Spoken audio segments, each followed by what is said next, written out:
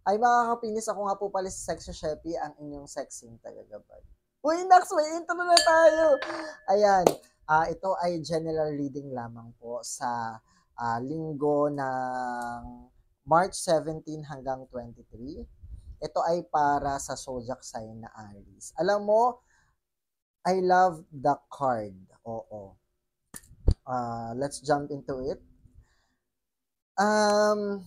Telling you na you need to move forward in a past secret affair, or if you are, ang tawag doon, if you are in a past trauma ng secret affair, or you have a partner na may secret affair, or ikaw mismo na may secret affair. Hindi ko lang alam kung alin ka doon, no? Asking you for forgiveness about yourself, your partner, or that past situation. Oo.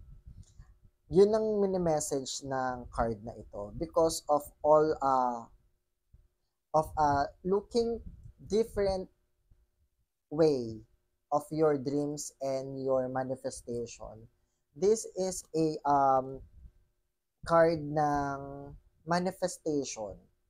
Pero if you didn't, tama ba, na accept or move forward at that scenario, kung patuloy yung life cycle mo na pagganti, pagbato na, kaya ko to ginagawa. Hindi, kaya ko to ginagawa kasi ganito, ganyan. Hindi.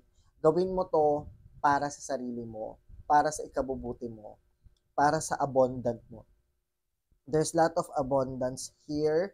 The word is there. The nine of is there. The challenge position is too complacent siguro to, no? So, kailangan, pag nagpatawad, then, alalahanin, pero hindi mag-stuck doon, mag-move forward. Because there's lot of abundance waiting sa'yo.